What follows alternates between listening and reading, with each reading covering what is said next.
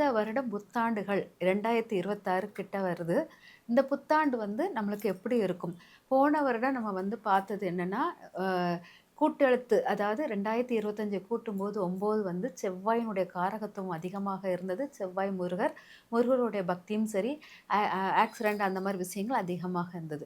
ஆனால் இந்த வருடம் 2026 இந்த 2026ல் நம்ம கூட்டு எழுத்து எத்தனை நம்பராக வருதுன்னா 1 சூரியனுடைய காரகத்துவத்தை பெற்று வருகிறது. அதனால் இங்கே தலைமை பொறுப்புகள், அரசியலில் மாற்றங்கள் எல்லாமே ஏற்படும். சூரியன்கிறது கட்டுக்கோப்பு. அதெல்லாம் நம்மளுக்கு அந்த சூரியனை மையமா வச்சு நிறைய செயல்கள் நடைபெறுகிறது அப்படிங்கிறத நம்ம எடுத்துக்கலாம். இப்போ இந்த வருடத்தில் நம்ம ஒவ்வொரு ராசிக்கும் என்னென்ன பலன்கள் எடுக்க போகுது, ஒவ்வொரு ராசினரும் எப்படி மாற்றங்களை சந்திக்க போறீங்க 2026ல் அப்படிங்கிறத இந்த வருட பலனாக 2026 வருட பலன் கூற இருக்கிறேன். நான் ஜெயந்தி ரவி, நாடி ஜோதிடர். துலா ராசி நேயர்களுக்கு இந்த வருடம் 2026 எப்படி இருக்குது அப்படிங்கிறத பார்க்கலாம். 2026 துலா ராசிக்காரர்கள் நிறைய முயற்சி செய்வீங்க. நிறைய முயற்சியில் ஏதாச்சும் செய்யணும், ஏதாச்சும் பிஸ்னஸில் எதையோ ஒன்று முயற்சி செஞ்சுக்கிட்டே இருப்பீங்க. கொஞ்சம் தைரியம் அதிகமாக இருக்கும். கோபத்தினுடைய தன்மையும் கொஞ்சம் அதிகமாக இருக்கிற மாதிரி இருக்கும். ஆனால் நியாயமான கோபம்னு சொல்லிட்டு நீங்களே அதை சமாதானப்படுத்திக் கொள்வீங்க. அதனால் கோபத்தினுடைய அளவை பார்த்துக்கோங்க. அதே மாதிரி கொஞ்சம் ரத்தம் சார்ந்த பிரச்சனைகள் வர்றதற்கு வாய்ப்புகள் இருக்குது. இரத்தத்தில் கொழுப்புகளோ இல்லாட்டா ரத்தம் அடர் ரத்தமாக மாறுவதற்கும் மாற்றங்களும் உருவாகக்கூடியதாக இருக்கும். நரம்பு சார்ந்த பிரச்சனைகள் உருவாகக்கூடியதாக இருக்கிறது. அதனால் துலாம் ராசிக்காரர்கள் முயற்சிகள் பண்ணுவீங்க. அந்த முயற்சி முழுமையான வெற்றி தருமானா அது கொஞ்சம் கவனமாக இருங்க.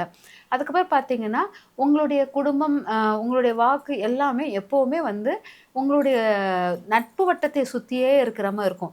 என் நண்பன் இப்படி பண்ணான், என் தோழி இப்படி பண்ணுனான்னு சொல்லிட்டு நட்பை சார்ந்த விஷயமாவே நிறைய உங்களுடைய பேச்சில் இருக்கும். அதுவும் அந்த ஏதோ ஒரு விஷயம் தொடங்குறீங்க இல்லையா, அது எப்போவுமே கடவுள் பெயர் சொல்லியோ இல்லாட்டா தகப்பனார் பெயரை சொல்லியோ அதை தொடங்குற மாதிரி தொடங்கிக்கிட்டே இருப்பீங்க.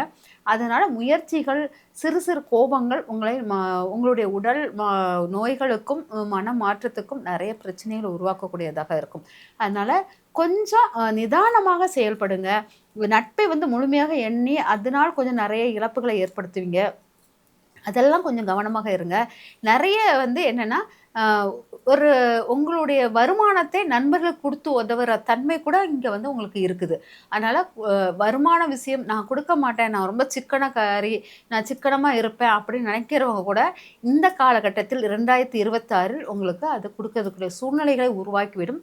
அது ஏமாற்றத்தை தரக்கூடியதாக இருக்கும் அப்படிங்கிறத எடுத்துக்கோங்க.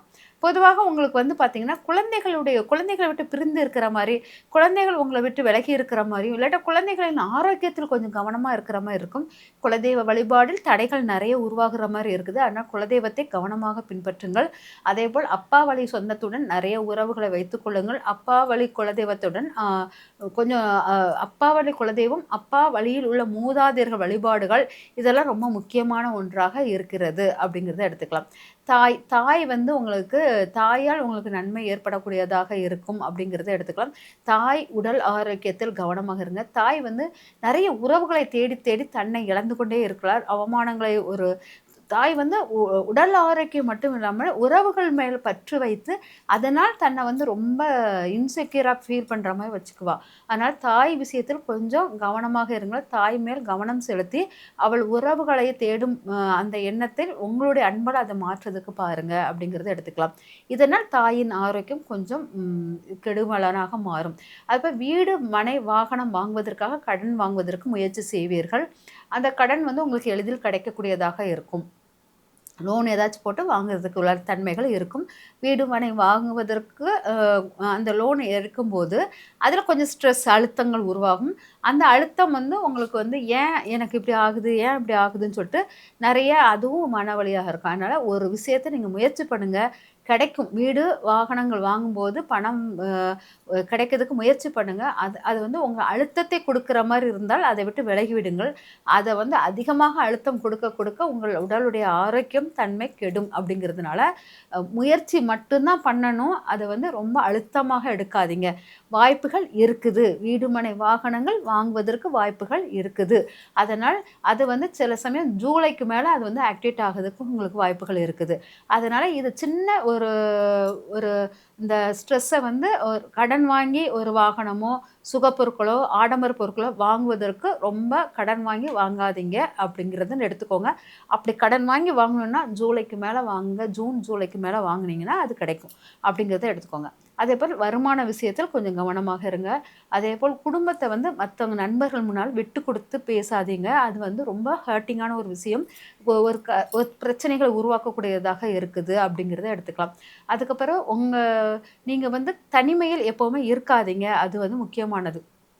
நீங்கள் தனிமையில் இருந்தால் உங்களுக்கு தவறான நபர்களுடைய பழக்கங்கள் ஏற்பட வாய்ப்புகள் இருக்குது அப்படிங்கிறதுனால உங்களை சுற்றி உங்களை சார்ந்தவர்கள் உங்கள் நன்மைக்காக இருக்கிறவர்களுடன் நீங்கள் சேர்ந்து இருப்பது மிக நல்லது அப்படிங்கிறத எடுத்துக்கோங்க. அதுக்கப்புறம் பார்த்தீங்கன்னா திருமண வாய்ப்புகளுக்கான முயற்சிகள் எடுத்துக்கொள்ளப்படும். அது கூடிய விரைவில் நடக்கும். அந்த ஜூன் மாதத்துக்கு மேலே கூடிய விரைவில் நடக்கிறதுக்குள்ள வாய்ப்புகள் இருக்குது. அதுமாதிரி வேலையில் உங்களுக்கு ஜூன் மாதத்துக்குள்ள பதவி உயர்வுகள் கிடைக்கும் அப்படிங்கிறத எடுத்துக்கலாம். அதுக்கப்புறம் பார்த்தீங்கன்னா தொழிலில் லாபம் உருவாகும். அது திரும்பவும் நீங்கள் என்ன பண்ணுவீங்கன்னா புதிய தொழில் முயற்சி பண்ணுவதற்கு இன்வெஸ்ட் பண்ணுவீங்க. இந்த மாதிரி சின்ன சின்ன விஷயங்கள் உங்களுக்கு மாற்றங்கள் உருவாகும். அதே சமயம் வழிபாடு முறைகள் அப்படின்னு எடுத்திங்கன்னா மகாலட்சுமி வழிபாடை எடுத்துக்கோங்க. அதேபோல் பார்த்தீங்கன்னா ஜீவசமாதி வழிபாடுகள் மிக முக்கியமான ஒன்றாக இருக்கிறது. ஆனால் ஜீவசமாதி வழிபாடு அதே மாதிரி பெண்கள் விஷயத்தில் கொஞ்சம் கவனமாக இருங்கள். ஆணாக இருந்தாலும் பெண்ணாக இருந்தாலும் பெண்களிடம் அதிக நம்பிக்கை வைத்து தன் பணத்தையோ பொருளையோ இழக்காதீர்கள். இந்த சின்ன விஷயங்கள் மட்டும் கவனமாக செஞ்சீங்கன்னா இந்த துலா ராசி உங்களுக்கு நன்மையான வருடமாக 2026 திகழும்.